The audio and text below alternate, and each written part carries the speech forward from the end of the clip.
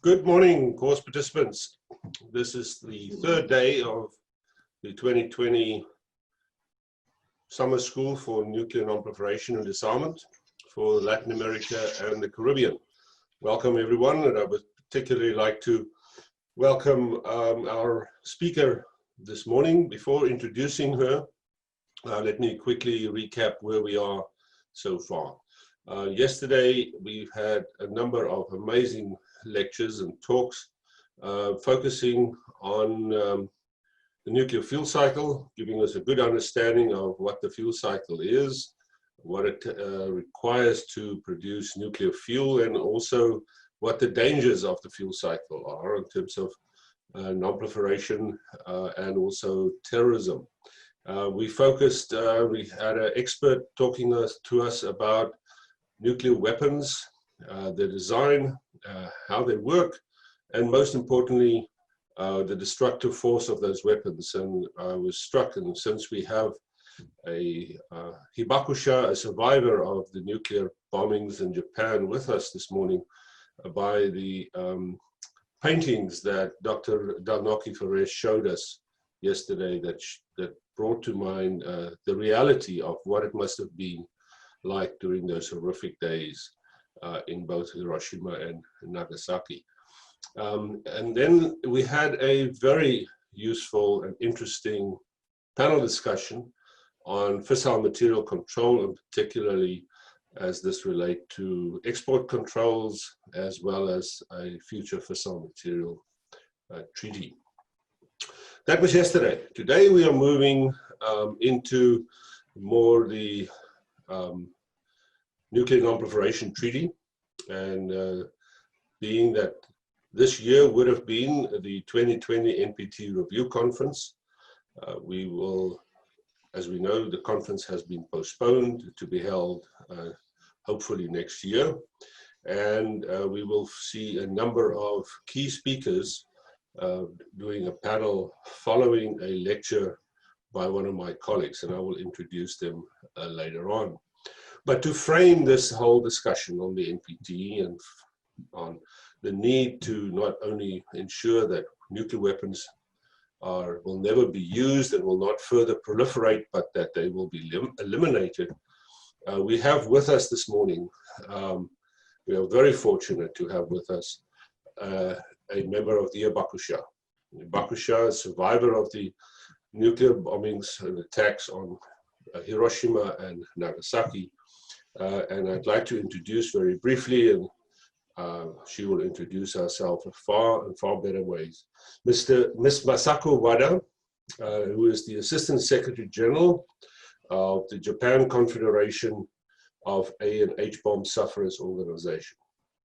She is an Hibakusha who is an atomic bombing survivor in Nagasaki. So Ms. Wada will give us her testimony. The important thing that I think we also need to notice is that she has given testimonies and statements at a variety of high-level events, including at the TPNW negotiations, as well as in the Vatican. So we are most fortunate to have you here with us, Ms. Wada, and she indicated to me that she would be willing to take a few questions afterwards with the assistance of my dear friend and good colleague, Ms. Masako Toki, who is also from CNS. Masako will assist in dealing with the questions. So, Ms. Wada, please, we would love to listen to you. Thank you very much. Thank you. Good morning. I am very honored and grateful for this opportunity to speak in this 2020 online Latin America and the Caribbean non-proliferation and disarmament summer school in the 75th anniversary of the atomic bomb. I am Masako Wada of Nihon Hidankyo. Nagasaki was devastated by the atomic bomb when I was 1 year and 10 months old. So I'm one of the youngest Hibakusha. On that day, I was at my house located 2.9 kilometers away from the blast center. Thanks to the mountains surrounding the central part of Nagasaki City, which shielded my house from direct impact of the bomb, I suffered no burns or injuries and have survived to this day. As I was only a baby then, I do not remember anything about that time myself. But I was there with my mother and my grandfather. And as I grew up, my mother related a story of her experience over and over again.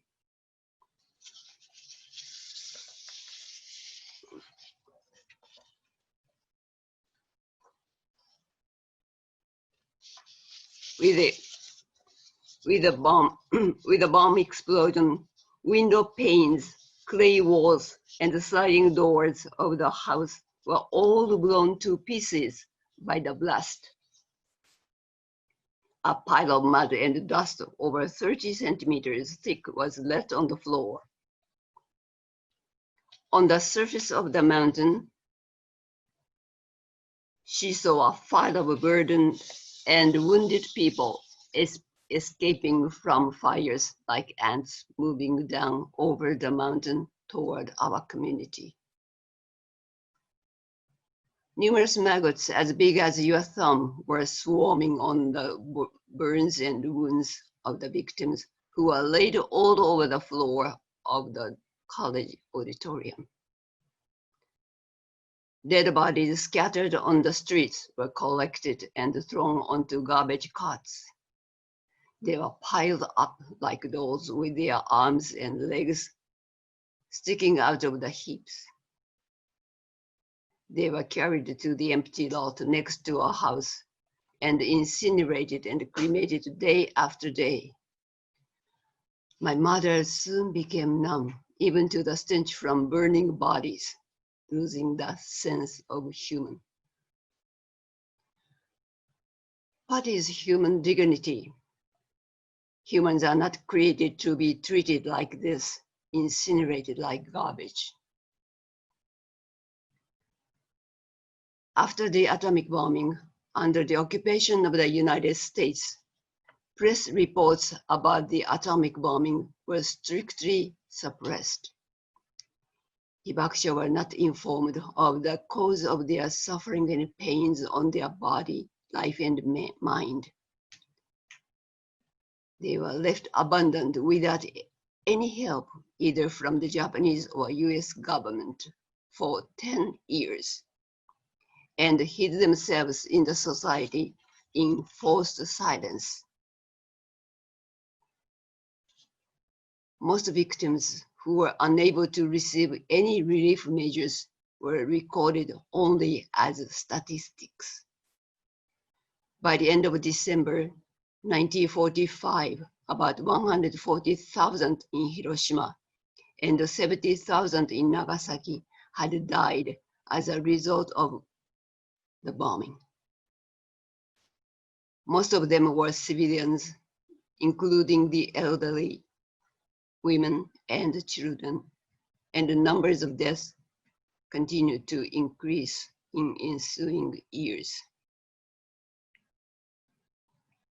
And those who have managed to survive have grown old, and their average age is 83 years old now. Their deep sufferings continued for a long period, even to this day. The loss of their loved ones, survivor's guilt, the scenes, sounds, and melts of the day burned into their memories. Diseases of unknown cause, economic difficulties, prejudice and discrimination in society, and many buried dreams.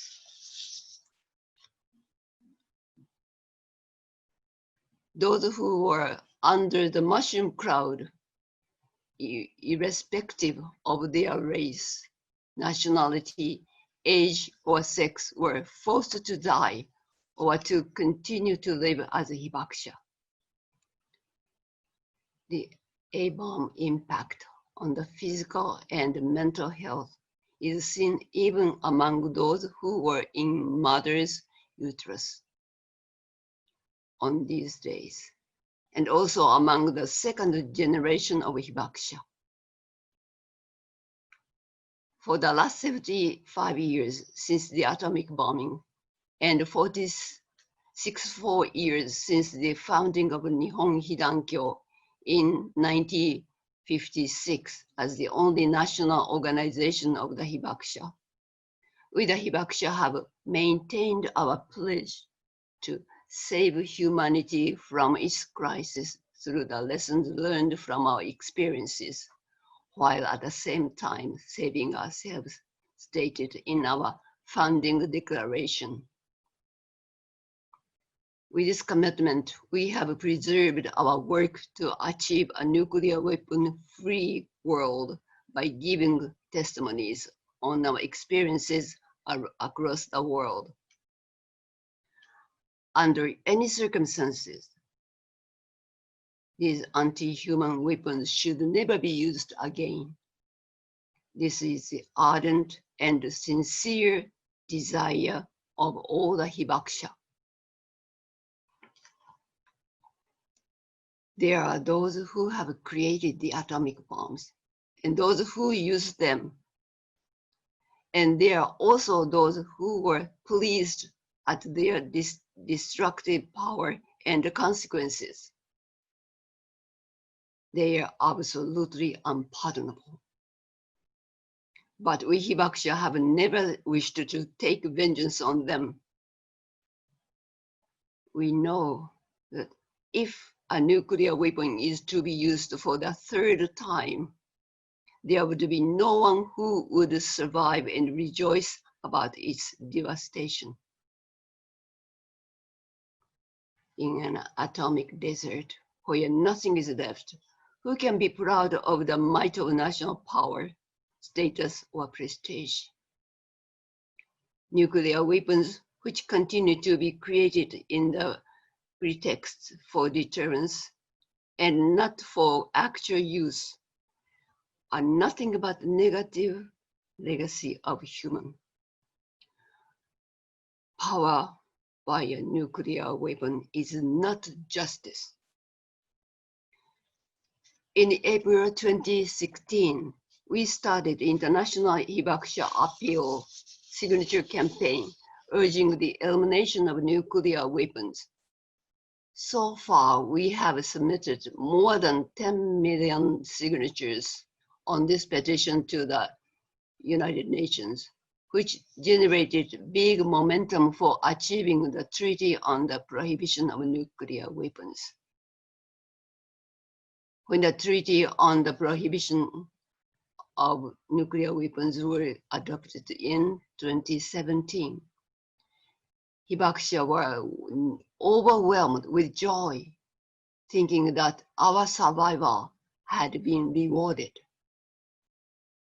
A heavy and rusty door seemed to be opening, and we were finally seeing a ray of light illuminating a path to achieve our goal. Whether we can actually open this door more widely depends on the decision of national governments, as well as the action of citizens to urge that decision from their government.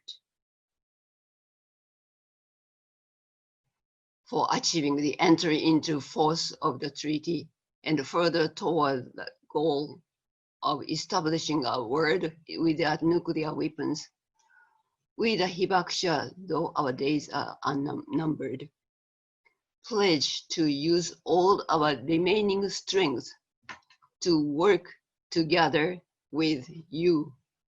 Thank you very much for your attention. Thank you so much, Ms. Wada. That was not only very inspirational, but I think it touched a lot of emotions, myself included. I think I know because I've been privileged to hear several testimonies by Hibakusha like yourself. Yours are particularly moving since you were talking about your mother's experience. And I think it sends a very clear message of how a person that was so young when this happened devoted her whole life to this cause. We have a number of young diplomats online from Latin America and the Caribbean. In addition to those, we have people that are not so young. I know we have the ambassador from Guatemala to Mexico online as well. Myself, Masako and Paulo are not the youngest as well. So your message is very important, and I think the cause over 75 years needs to continue. As you and others are getting older, we need the younger generation to make sure that cause is never forgotten and continues. So I am going to see if we have a question. I have a question of one of our former fellows. CNS runs a fellowship program, and I am pleased to give Mr. Pablo Iniken from Costa Rica, who is online with us. I will give Pablo the right to ask a question. Pablo, come online, please.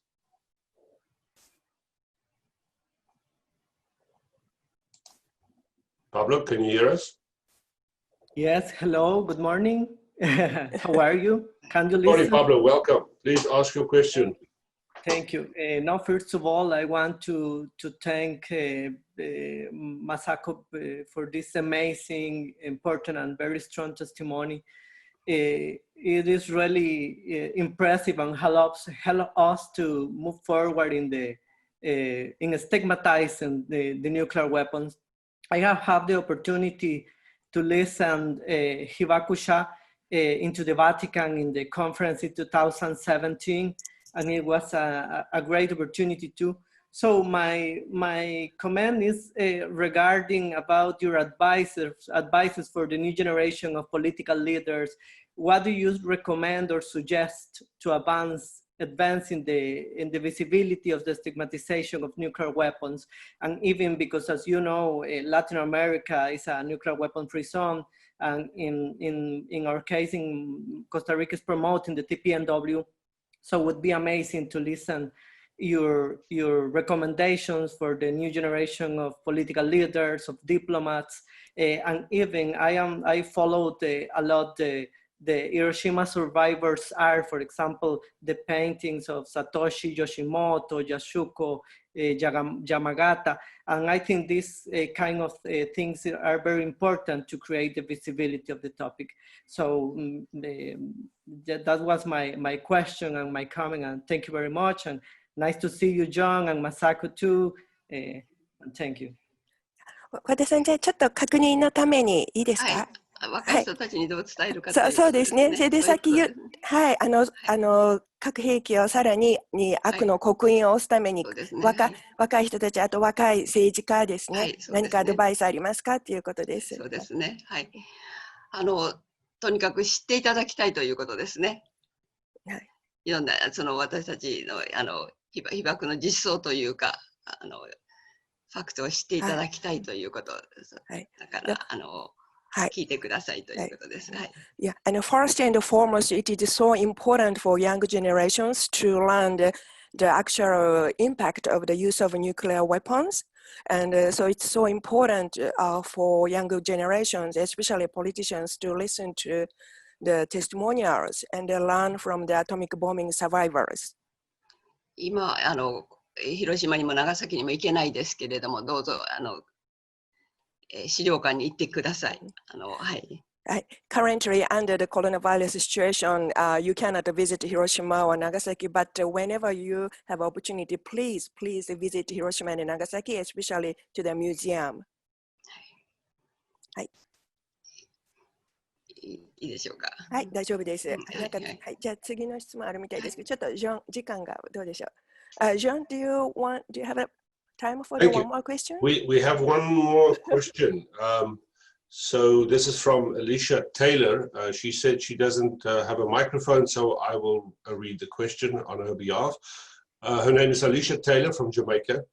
She would like to thank Ms. Wada for sharing your story and commend you on your strength. I imagine you feel the pain with the recollection of your story. My question is, how optimistic are you that we will have a world without nuclear weapons? Also, what has been motivating you over all these years when there has not been much progress made in disarmament? どれほど楽天的に希望を持って核兵器のない世界が達成されるという希望がありますか。で、過去何年間も本当にここまで頑張ってこられたその動機っていうか、動機ですね。はい、モチベーションと言われましたね。はい、モチベーション。はいはいはい。ですね。小さい時から母の言うことを母の話を聞いてね育ってきました。それでずっと被爆者ということはもう自覚をしていたわけですけれども、本当に知れば知るほど言わなければいけない。私たちが一番若い今年代ですね。そこまでしましょう。はい。Her mother shared her experience to Ms. Wada many times, and whenever she listened to her story, she really felt that it is her mission to convey this devastating power of the atomic weapons. And the more she learned from her mother, the more she was motivated to talk about these inhumane consequences of the use of nuclear weapons. だから家族の中だけではなくて、その被団協の中でですね、その活動をする中で、たくさんの人たちの証言を聞くわけです。そして被団協、私たちの願いというのを核兵器の廃絶と、それから日本の国の、あれですね、2つの柱として持っているものは核兵器ですと、それと私たちの被爆の保障ということを言っております。その保障をするということは、その先に戦争をしないという約束があるということですね。She also wanted the Japanese government to commit the elimination of nuclear weapons, I mean, the worldwide elimination of nuclear weapons, and also guarantee the atomic bombing survivors, and also the Japanese government should commit not to be involved in any war. So the hope of the Hibakusha is to accomplish the world without nuclear weapons as well as the world without war. だからその保障というのはArticle 9のことですね。はい。The Japanese government has a very unique constitution. Many of you may know that Article 9, the renunciation of the war. So the atomic bombing survivors group is also strongly supporting this Article 9, the renunciation of the war under the constitution of the Japanese constitution. Thank you. We have a few more questions. So I see my colleague Sarah Bidgood, who will give her talk on the NPT, is online. Sarah, with your agreement, I will take a few more questions. And I would like to ask Ambassador Mario Bucaro from Guatemala to ask or make a comment. He asked for an opportunity to do so. Ambassador, you have the floor, sir. Thank you so much. I really appreciate it for this time. I was very deeply shocked by your testimony, Ms. Wada, and I would just like to say in the name of all the diplomats and young diplomats that we are here, that you need to see that we are the harvest of your work. We need to see that we are the future, like John has says for many times. If we are here, is that we are committed to fight with you. To make sure that the world is free from nuclear arms. And so in a personal name, in the name of the government of Guatemala, and also I'm pretty sure on the heart of all our fellow colleagues here in this course, we want to thank you for your testimony, and we will work together so we can be able to have a free world of nuclear arms. Thank you so much for your time. Thank you. 大丈夫ですか？ガテマラの大使の方ですけれども、本当に和田さんのような素晴らしい体験を聞いて、必ず外交官として核兵器のない世界を達成してまいりますということですね。ありがとうございます。嬉しいです。Thank you. Yeah, thank you so much for your commitment for the world free of nuclear weapons. In the interest of time, I'm going to just quickly read some of the other questions and then ask Ms. Wada to respond. The first one is from William Pierre, and he is asking, as China is becoming more and more powerful, it can become a menace to Japan's national security. Do you think it's important to change the First Amendment of Japan's constitution? The second question comes from Gamel Munoz. He said he can barely imagine the horror that you've been through during your time. And he said, how do you picture yourself as a huge living reason to eliminate the threat of nuclear weapons all over the world? And do you evaluate the progress that humankind has made over the 75 years since the bombing? And then the final question is from Olivia Bobadilla. She says, you have a very powerful message. She visited Nagasaki in 2002 when she was a student in Southeast Asia and was very deeply impacted. I wish to ask you if you work with other young people to spread your message of peace. So those would be the final questions. If Ms. Wada wished to respond to any of them, we would be very honored. Thank you. 一つは中国のこと、中国が台頭していて日本への脅威になっているように受け止められてますけれども、それに対して日本は憲法を変えたりとか、それに対しての何かご意見はありますかということと、あとはやはりこれからまだまだ若いメンバーが核兵器廃絶のために頑張っていくことになると思うんですけれども、それに対してのさらなる期待とかそういうことをおっしゃってくださいますか。はい、そうですね。はい。若い人たち私たちは本当に最後の、被爆者として一番若い年齢ですのでね、今80代、90代で頑張ってらっしゃる人のことを思ったら、本当に、恐怖にも似たね、この方たちがいなくなったら誰が、体験を伝えるんだろう。私みたいなものは本当に母が話してくれたことを話すだけですのでね。だからもっと本当に切実な大変な、体験をしてくださった方が、いなくなってしまったら、この恐ろしい話を誰がしてくれるの？私は本当に恐怖にも似た思い感じてるんです。それで若い人たちがこの頃最近は随分活躍してくださっていろんなことをやってくださってます。だから次の世代に語り継がなければいけないということを本当にしっかりと思ってます。そのためにいろんなことを私たちも努力をしてつなげていくということを頑張ってしたいというふうに思っております。So Miss Raza represents the youngest generation of atomic bombing survivors, and inevitably all the atomic bombing survivors will be gone, of course. They are currently over 80 years old. So that she feels some kind of a fear.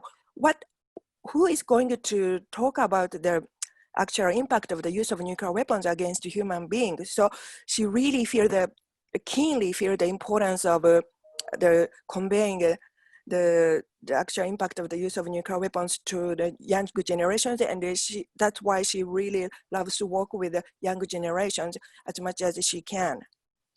中国に関しては特にいいですか？中国の。そうですね。中国の話は難しいですね。アメリカもそうですけれどもね。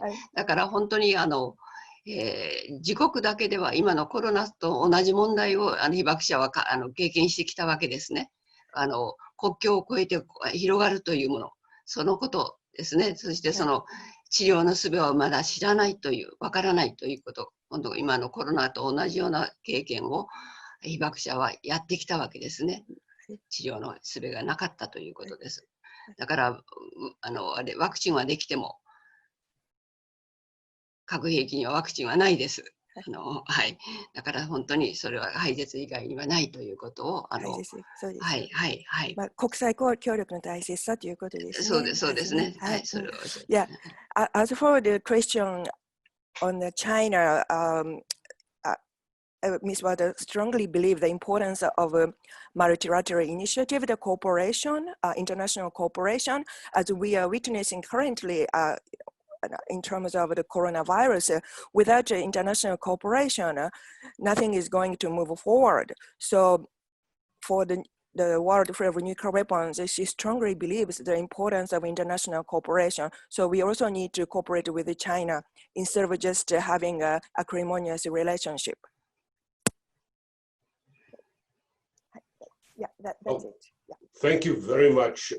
Thank you. Ms. Wada. We've been truly blessed to have you with us this morning, and I think you certainly set the tone, and I'm sure Sarah will agree. It will be quite a tough act to follow for any of us to give a presentation on the NPT following your testimony. But I think it reminds all of us what it is that we're actually dealing with here. This is not a theoretical discussion or a political one, it's a very human one. Before introducing Sarah to give the lecture, I also wanted to just acknowledge the presence of a dear friend of mine, Ambassador Annika Thunborg, who is the current Swedish ambassador to Mexico. She will be a panelist, but I wanted to just give her a shout out. Good morning, Annika. We're really pleased that you're with us, knowing how deeply you have been involved in nuclear disarmament during your career. I'm pleased that you also followed the testimony.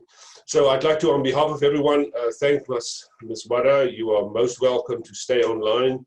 We know it's extremely late in Tokyo, and we deeply appreciate your presence, but also your work that you've been doing for all these years. Thank you very much. Thank you very much. And I'd like to thank Masako Toki also for her assistance. Thank you. Masako. Masako-san, thank you.